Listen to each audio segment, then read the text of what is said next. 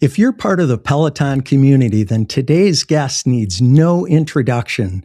But if you're not yet part of the Peloton phenomenon, you're about to meet someone who's helping millions practice consistency, courage, and self-belief, one fitness class at a time.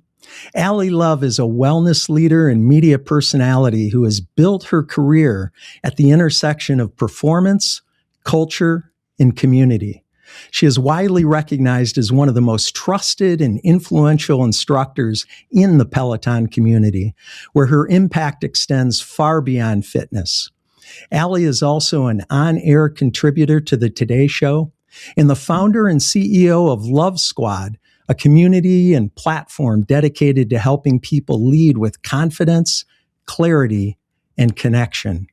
She has hosted Dance 100 on Netflix, the Matrix Awards, and spent 11 seasons as an in-arena host for the Brooklyn Nets, bringing her signature presence to some of the biggest stages in sports and entertainment.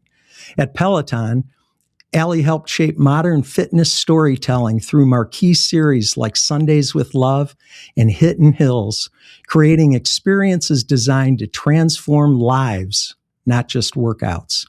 Beyond the studio, she serves as VP of Instructor Strategy and Development at Peloton, sits on Hyatt's Wellness Advisory Board and the JP Morgan Athletes Council, and has served as Chief Hydration Officer for Contigo. Guided by her philosophy, elevate your energy, elevate your life, Allie focuses on small shifts that compound into lasting impact, how we show up, recover, lead, and sustain success without burning out. I'm super excited for this conversation, and it's truly an honor to have her on the show. Welcome, Allie, and thanks for joining us on Life Excellence. Oh my gosh, thank you so much for that introduction. I'm like, who is this person? Well, it's you, and I can't wait to learn more about you. Allie, I feel like we should both be on bikes facing each other because that's how I'm used to seeing you.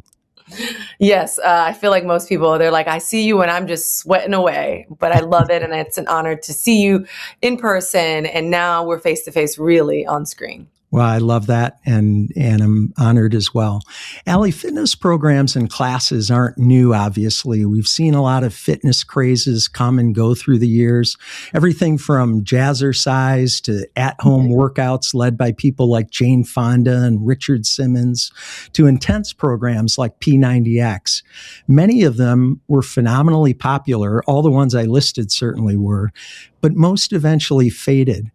Peloton feels different, though. From where you sit, what is it about Peloton that has resonated so deeply with its members? And why do you think it's endured where so many other fitness movements didn't? Well, one, I will pay homage to all of the brands that you mentioned that came before us. I think the thing that sets us apart is that we do have the historical context of those past brands to learn from. And it's through the hard work and leadership of those past brands and the people behind the scenes that have positioned us to not only do well, but to really thrive and cultivate with our community. And upon that, I think our instructors, the individuals that make up the brand, the story, the narrative of Peloton, is the iconic factor that makes Peloton Peloton.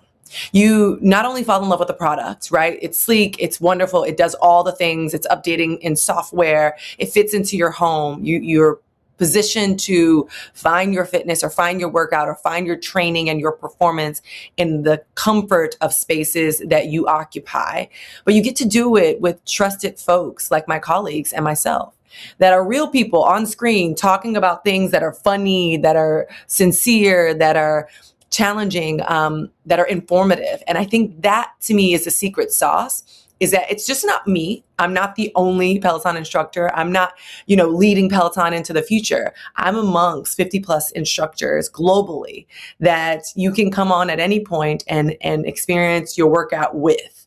And I think that to me has been the true testament of what makes Peloton Peloton, right? And it's not to say that we don't have an amazing company and the corporate environment and the hardware and the iterations of software isn't as important, but it's the combination of fantastic hardware, of our company, our corporate sticking to their values, and then our instructors being exactly who they are, and the approachability of our instructors, that is like the intersection and that unlock that I think not only makes us special now, but will always make us special as we continue to charge into the future of what's ahead.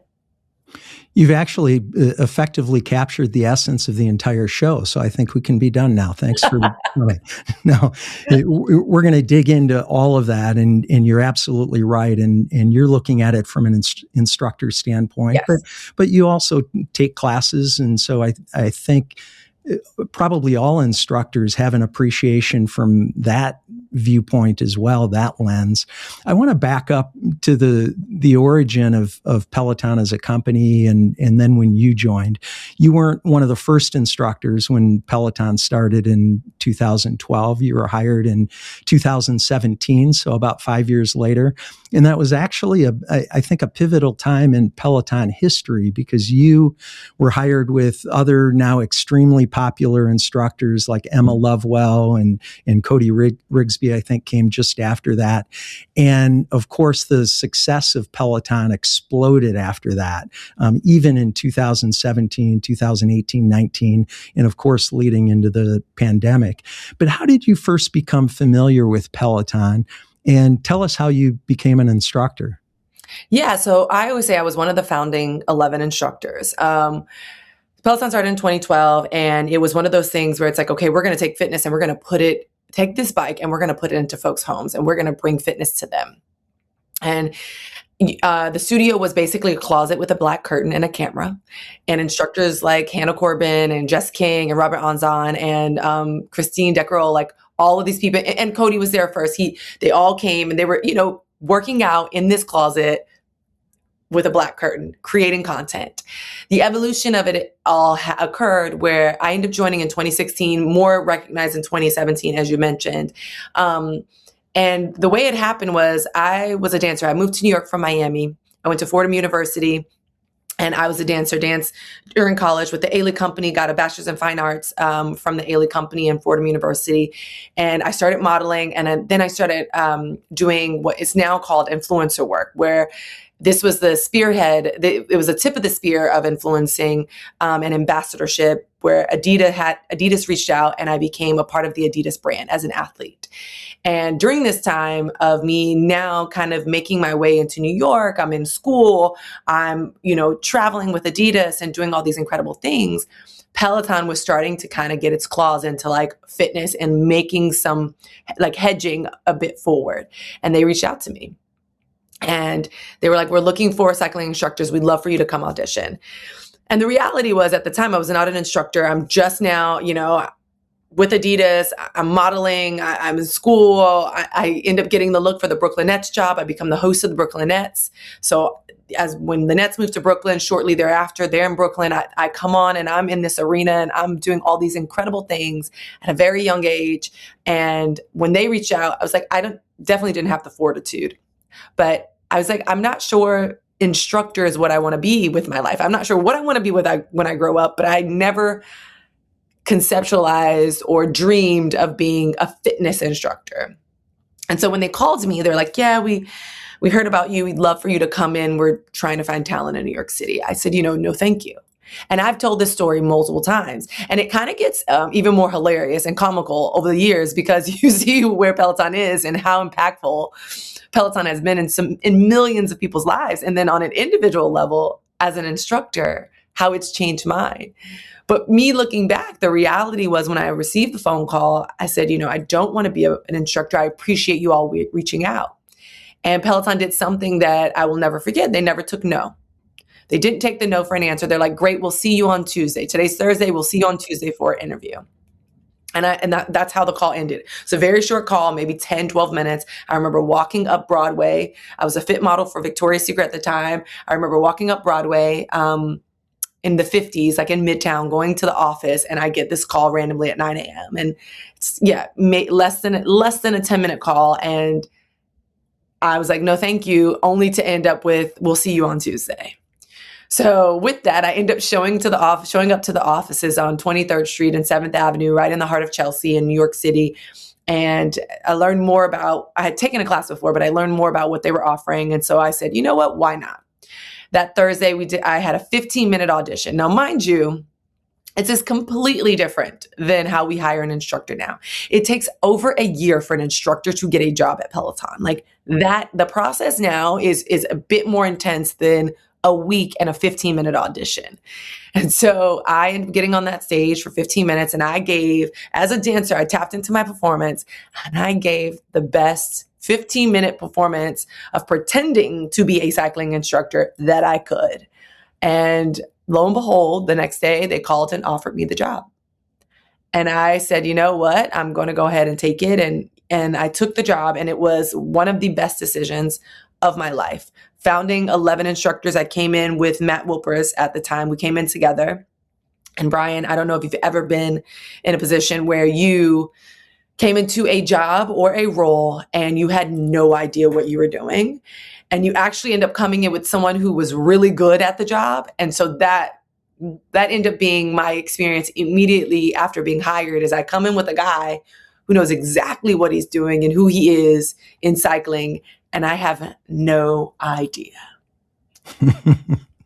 I actually have been in the position of being thrust into something that I had no idea how I was going to do it, a job, and it was very much above my pay grade and skill set, unlike you going to Peloton, and also unlike you, I didn't have a mat, so I had to figure it out. I have a feeling that if you hadn't had Matt by your side, you still would have figured it out.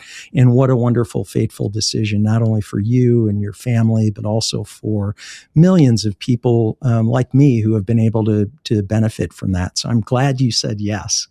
Allie, I know you mentioned a little bit about this, but I know from personal experience that Peloton isn't just a workout or a fitness class.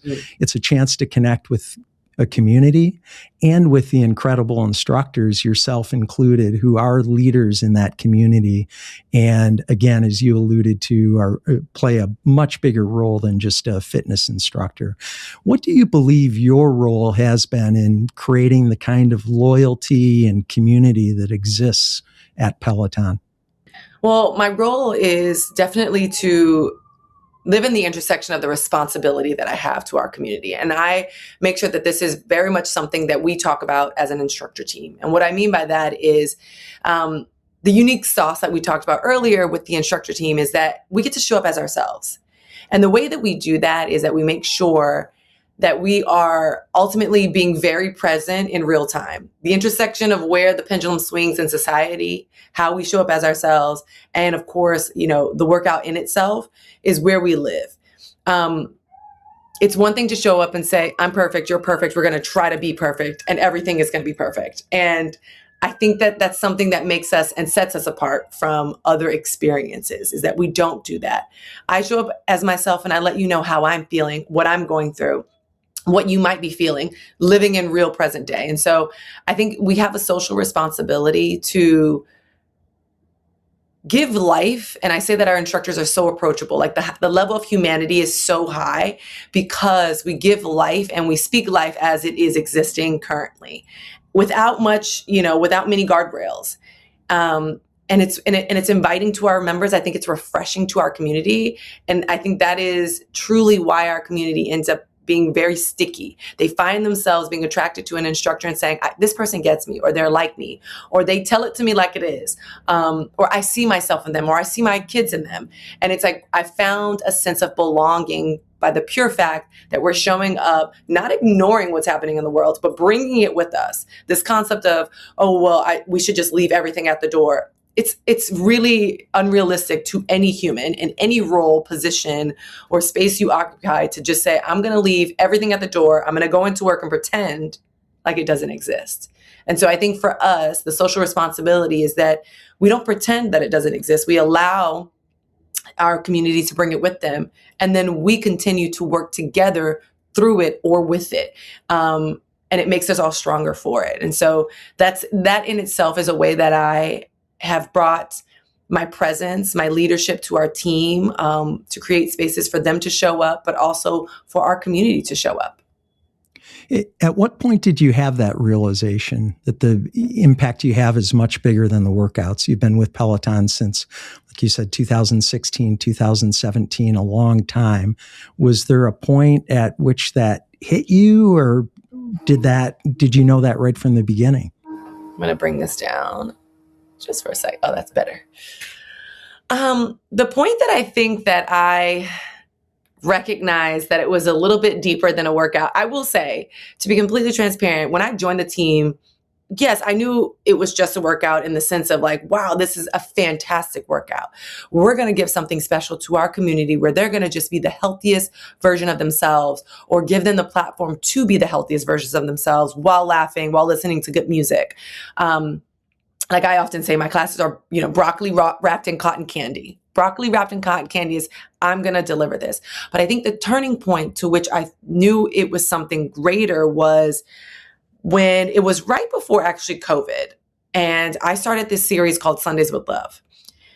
Sundays with Love is basically a class that is all about connection. No matter where you are, what you believe in, it's a space where we can all come in, and it is, spiritually focused, but it's driven by conversation, and it's thought provoking, and it's a celebration of life.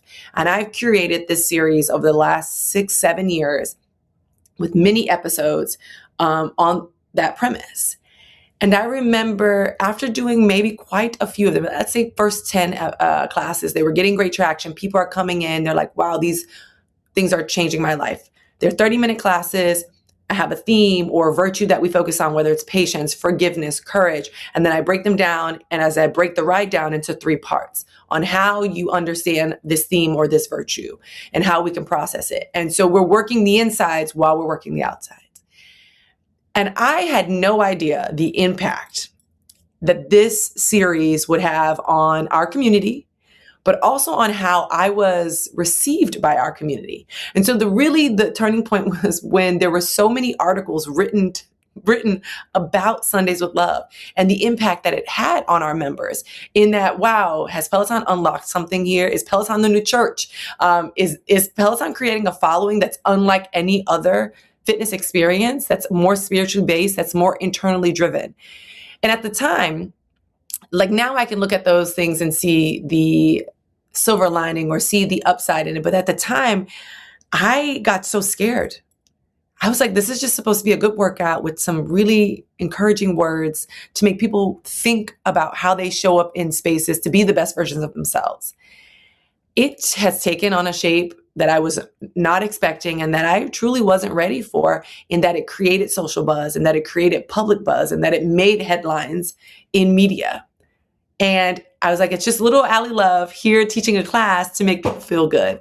And so in that moment, that was the turning point where I said, I think this is bigger than what I expected it. And then obviously the COVID experience, the pandemic, everyone can point to that and say, that's when I either became familiar with Peloton and or spent so much time with Peloton, and a little bit of both, that it changed my life, that it was my outlet, that it was the reprieve that I needed during such an overwhelming, grief-stricken time, that it was a part of people's daily routine. And so that is something that I think most of our community can point to and say, that's when most people knew Peloton was onto something, was in COVID, because they were there, they were clipped in, they were on their treads, like they were present, and it was a part of their daily routine and an option to have an outlet outside of their homes when we were confined in spaces. But for me, it was the year before where I said, you know what, there's something here, there's something special, there's something that I didn't recognize, and something that kind of like made me grow up a little quicker than I thought I had to, like to experience it. Think about it this way: to experience the public life at such a young age and to wear the responsibility of showing up, quote unquote, right every single time, as we started to skyrocket it in membership and exposure, was, not to say woe is me, but was a heavy burden that was quickly placed upon me and my colleagues. And we didn't know, I didn't know anything. I'm just this young kid over here, loving my job, knows how to teach a great class, knows good music, and wants to make you to feel positive with my words. And the impact and the expectation was starting to supersede my experience. And I had to play catch up really quickly. And so while there was an unlock of, wow, this is something huge here with Sundays with Love, and then going into the pandemic was, it solidified that, it confirmed it. The thing that most people don't see, the underlying current, is like I was dealing with on a personal level, like kind of like keeping my head above water. Like, how do I handle this? How do I stay true to the responsibility to our community, so to give them space so they can show up without saying the wrong thing, or without compromising who I am, or without losing who I am, while I'm trying to also figure out who I am in this moment. And so that a lot of that was going on that you don't see in real time during that time, during those turning points. Sure. Everything was really evolving over time. So I think even if you had a thought around this back in 2017, there's no way you could have contemplated the evolution, and the pandemic was certainly a big part of that.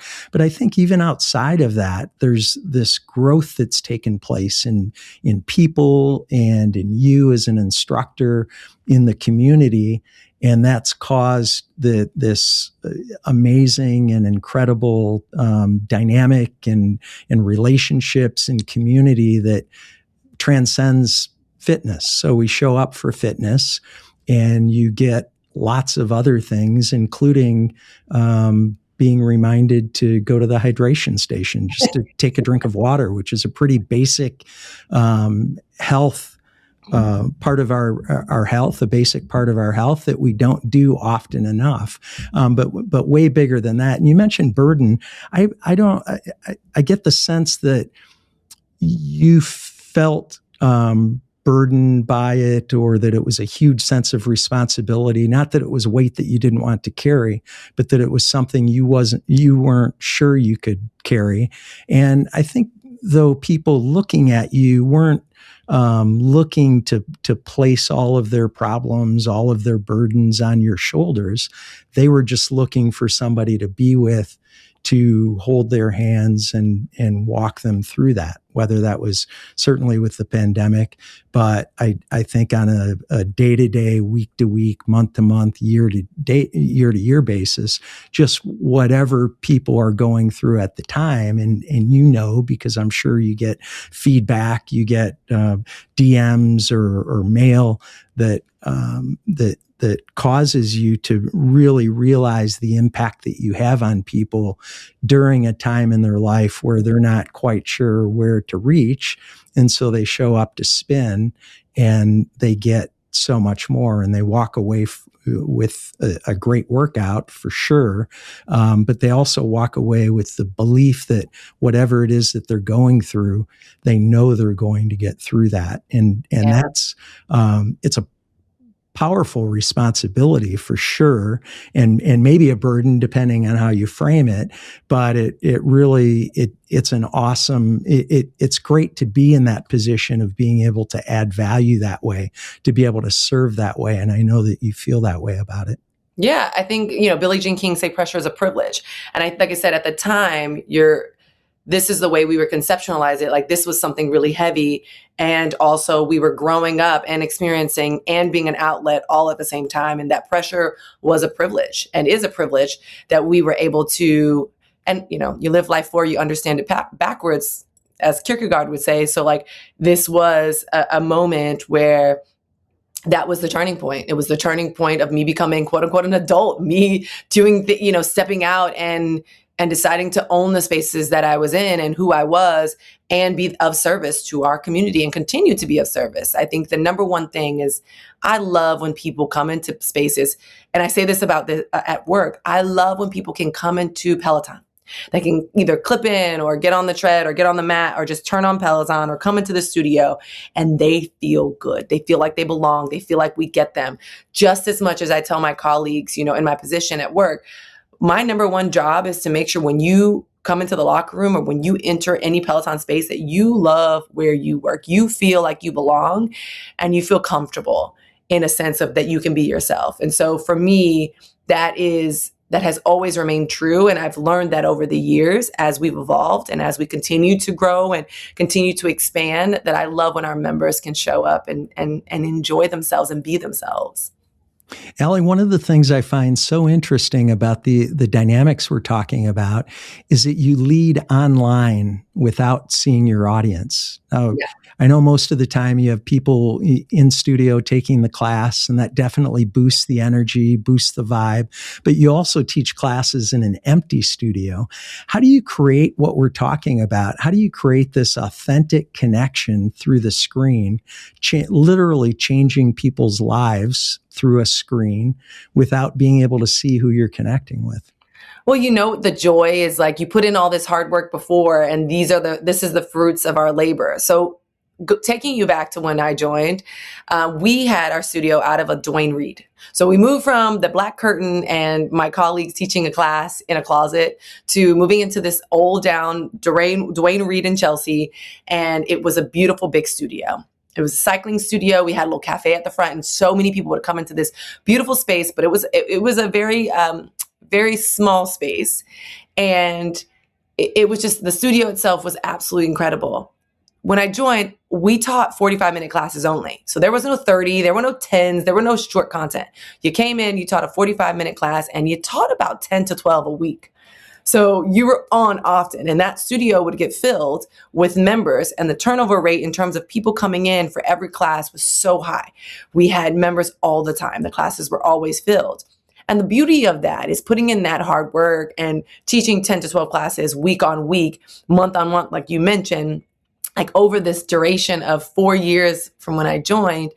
Now cut to when we have a model that's a little different, where we do have member classes, but there are classes that we've now reshaped that are just memberless, but live and out to our community or recorded on demand. The luxury is I still have those memories. I still have that experience that I can now reimagine in the studio. That feeling of knowing that while I can't see you, I know exactly how you're feeling. I've seen this hundreds of times of when we do a 20-second on, 10-second off effort in a Tabata set that's 4 minutes. I know it's tough. I can imagine those spaces in the room with me, and I can imagine people's faces in the room with me while we're doing it. And so I think the beauty is that I can now reach back on memories, on experience, and contextualize that way. Wow, I may not see you in person. You are on the other side of that camera. You are on your bike with me. And I know when it's challenging, and I know when it's easy for most of us. And I can speak to what we are experiencing together. And so we never lose that connection, because that connection was established in the founding experience of Peloton for me. And so I'm able to translate that when there's no one in the room. I know you're there. And then the luxury is, on most times, unless it's like a coach to camera where it's, pre-recorded, in those live moments where while there's no one in the studio, we still have a leaderboard. And over the years, you become familiar with leaderboard names, and you see these names. Extra Magic Sam. I have no idea who this person is, but I know this person has known me, and we've known each other since 23rd Street, cut to 6 years later. That's, they're names that I see all the time, and it makes me feel comfortable and at home, because usually I get the question of, how do you find the motivation to get up there when there is no one in the studio, or when you're sick or when you're tired, or do you just always feel positive? Number one, I, like you, have my bad days. I, like you, have my days where I don't always want to go to work. I'd love to stay home and snuggle with my new baby, but I love my job, because when I get there and I see those names on the leaderboard, I feel like I'm amongst good company. I'm like, they made the time, and they've made the time over year and year to show up. I can do this.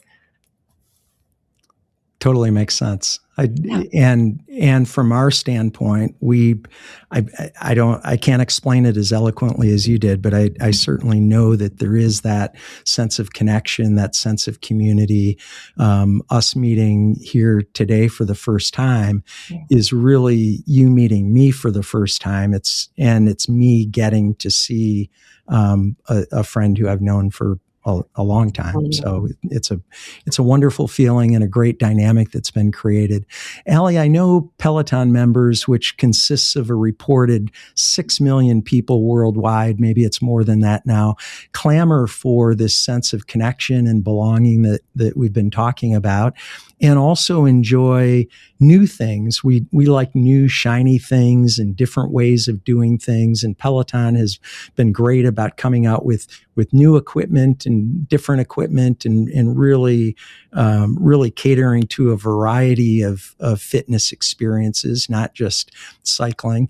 And I'm curious, are there any new developments in the works that might help members to learn and grow beyond the fitness classes?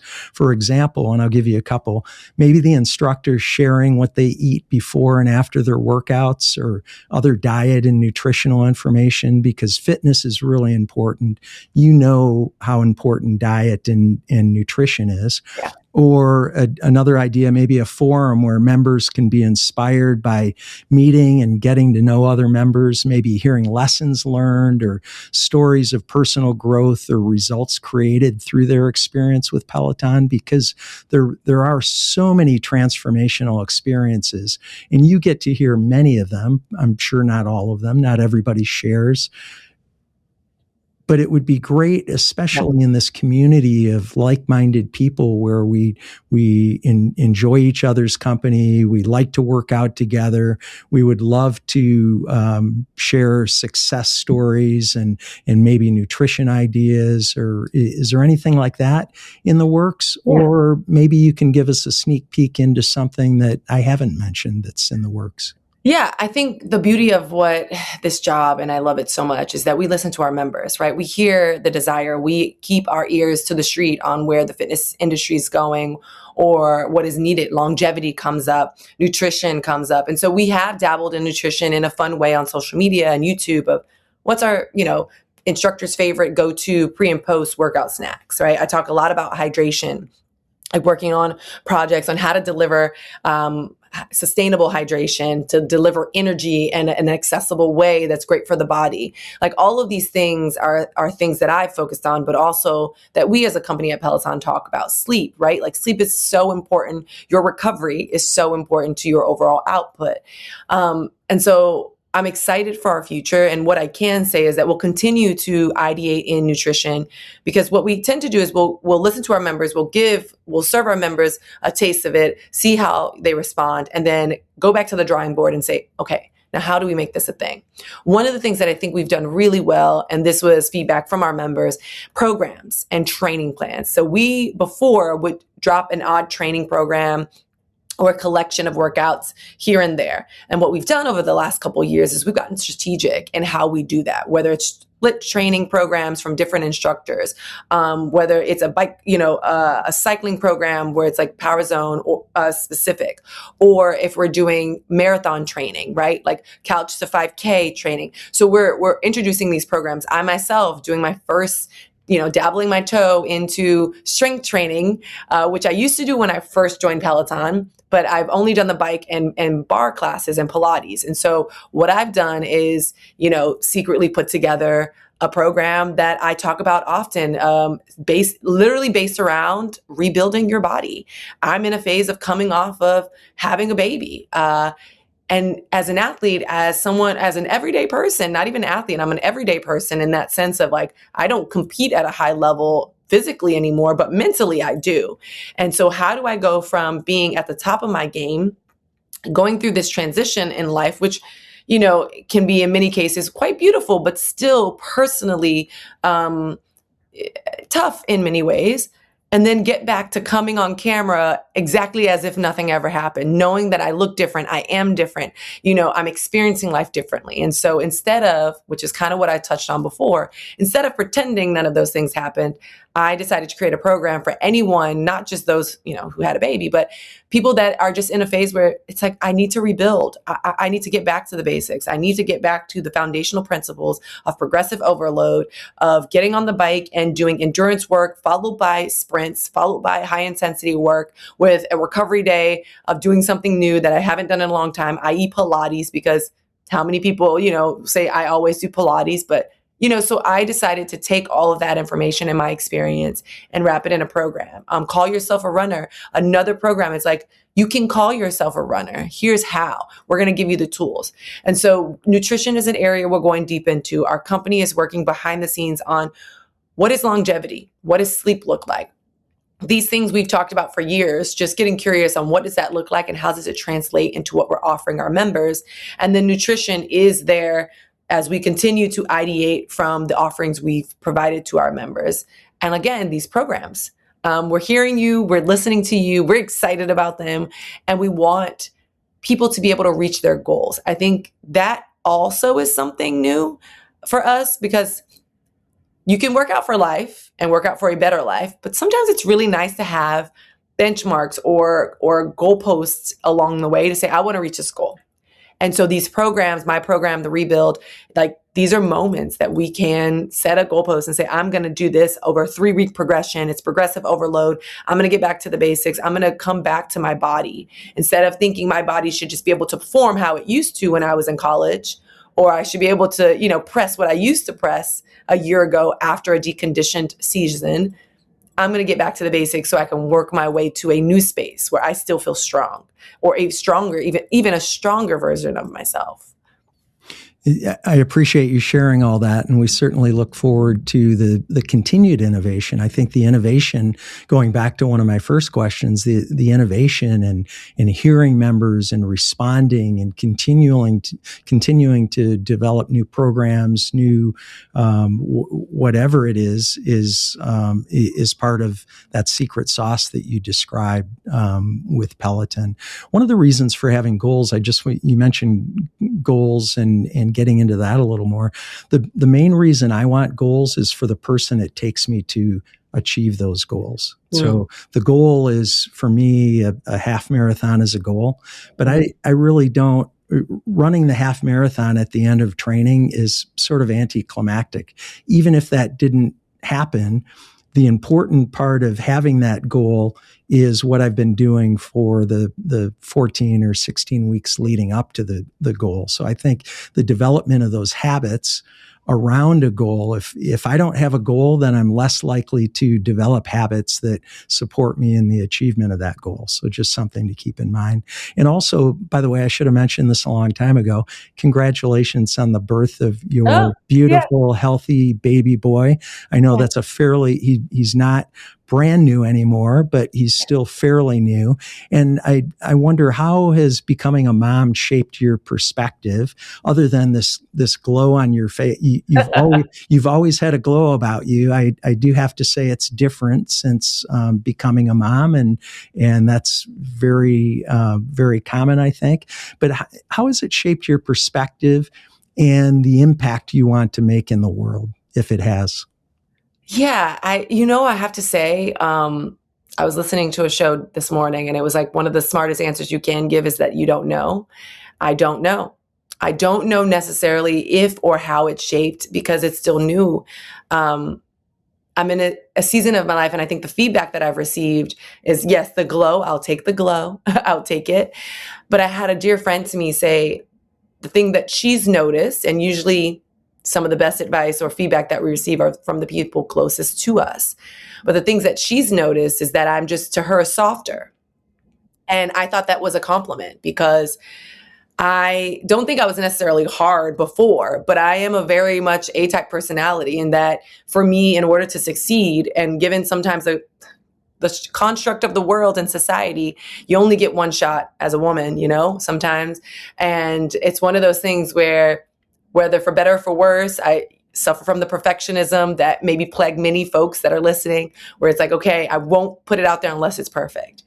And it was more so leveraging those hard skills to get me to the point of being as successful as I desire to be, or that I can be, i.e. trying, and to be in a position to support my teammates and to champion them.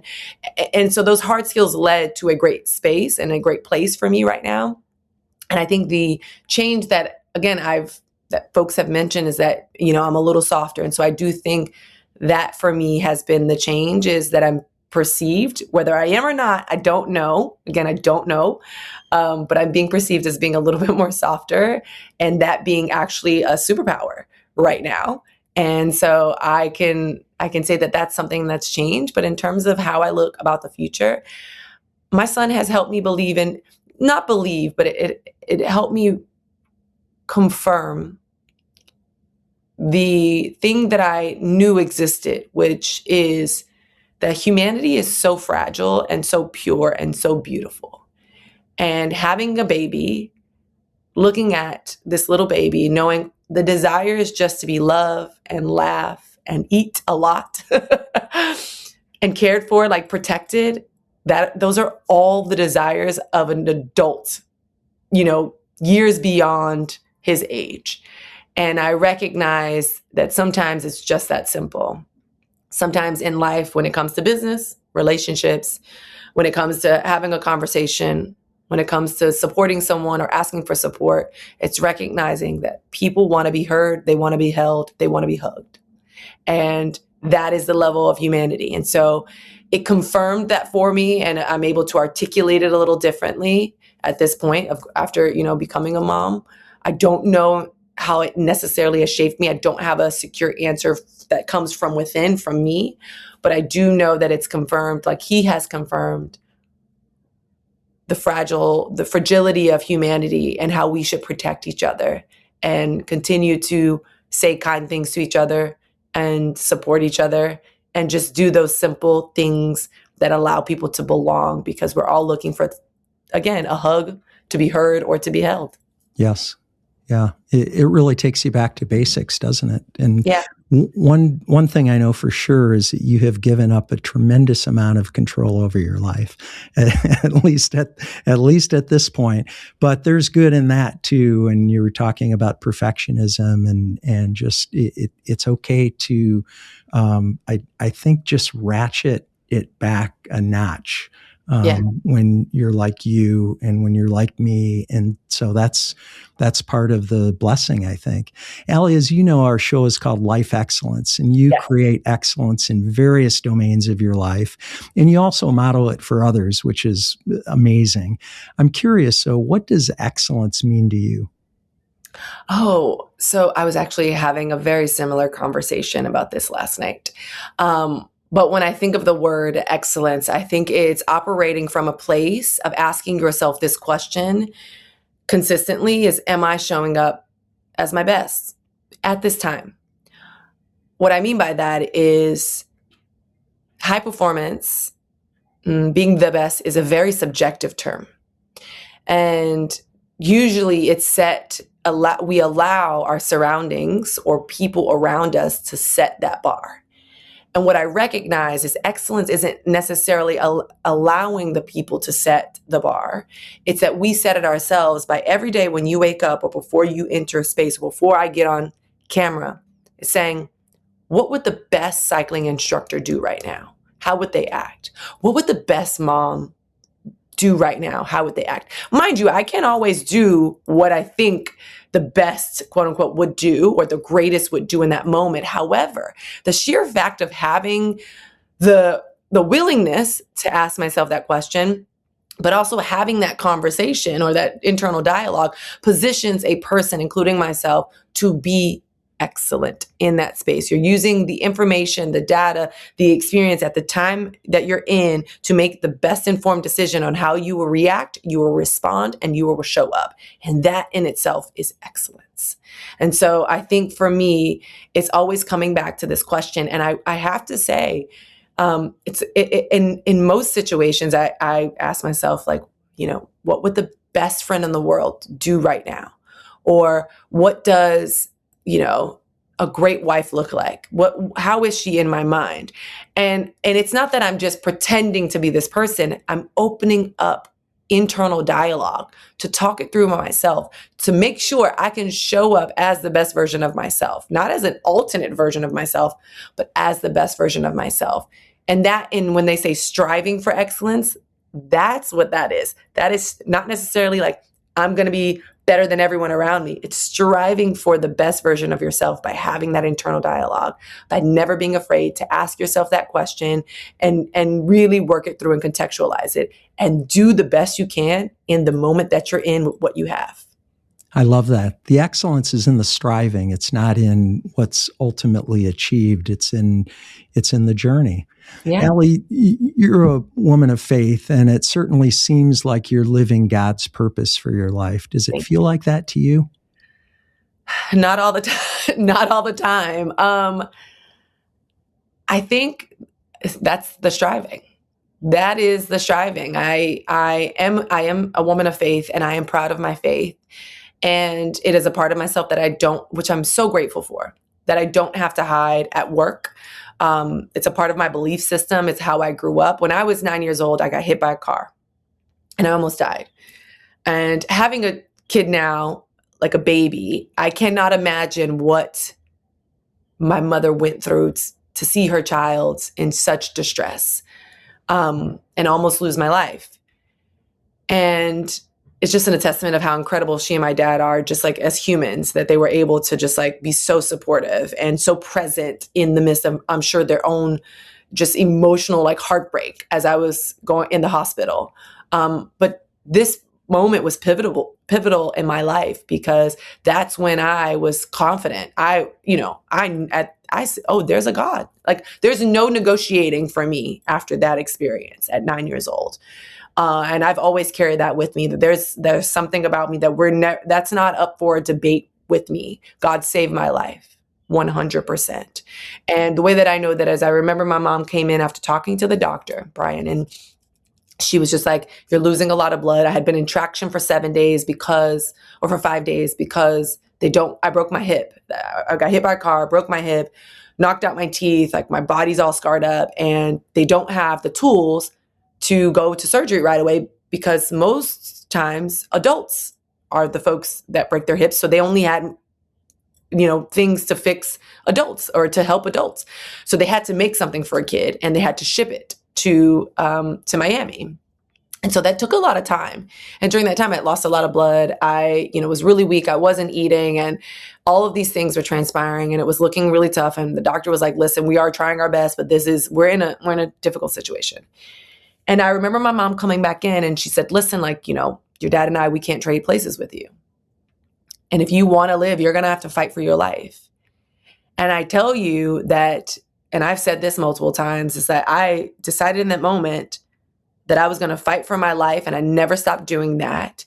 And that I was going to pray that God saved my life. My mom's like, you have to pray for yourself. Like, we can pray for you, but you have to ask God. And I looked out the window, and I remember, as a kid, I'm like, okay, I'll ask God. Like, God was the clouds to me at that point. So I'm looking at the clouds in Miami, Florida, and I'm like, I see God. He's clouds. Like, my God is in clouds. And I'm like, God, can you please save my life? Like, I will fight. Like, I will fight. My mom says to fight. I'm going to fight. Can you now save my life if I fight? And that to me solidified my faith. God saved my life. I not only recovered, I thrived after I became a dancer. Being a dancer moved me from Miami to New York. New York, dancing in companies moved me from movement to conversation. I started hosting Brooklynettes. Brooklynettes moves me from, sports into fitness and wellness at Peloton. Peloton expands beyond my wildest dreams to become a global company where not only are we working out, we're working in. I get to be who I am. I get to support myself, my family, build a life for myself in a place that I love so much. And so for me, my faith has carried me through all of this, because these things didn't exist. When you asked me when I was a kid, what did I want to be when I wanted to be when I grow up? This was not an answer, because this didn't exist. And that's only God for me. So yeah, I try my best to keep my faith. I too am only human. But it has carried me through, and that's what I lean on. Thank you so much for sharing that story. I wanted to ask you about your accident, but I really didn't want to take you back to that place, at least not directly. But the reason I wanted to ask you about it, and I'm so glad that you shared, is because I know that was a very long time ago. and yet it was such a pivotal time in your life.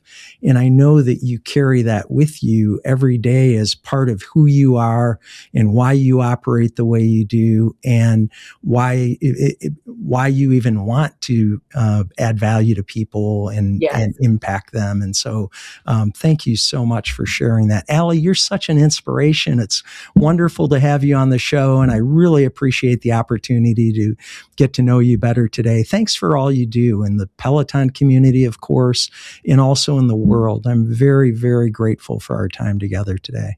No, I'm grateful. Thank you. And I love conversations like this because it does put me on my toes to, answer questions or think about life a little differently. And I often have to tell myself, suffering with the perfectionism is one of those things where conversation is the catalyst of change. And it's not about having the perfect answer or saying everything the right way. It's about having the conversations and having the space for eventually someone, or hopefully someone, to listen and for them to feel or to conceptualize or to internalize anything that we've discussed today and potentially have a positive thought or impact or experience. So thank you so much. This was so wonderful. It was wonderful. I'm grateful too. You're such a blessing. You're amazing, Allie. Let's continue the conversation sometime. Oh, yes. I look forward to it. Come into the studio, please. You're on. And I'll take my wife too, because she was so excited for this conversation and wants to be here. She wanted to sort of sneak in, but you'll get to meet her in the studio. So I love that. I love that. Thanks again for everything, Allie. I appreciate you. Thanks for tuning into Life Excellence. Please support the show by subscribing, sharing it with others, posting about today's show with Miss Allie Love on social media, and leaving a rating and review. You can also learn more about me at brianbartes.com. Until next time, dream big dreams and make each day your masterpiece.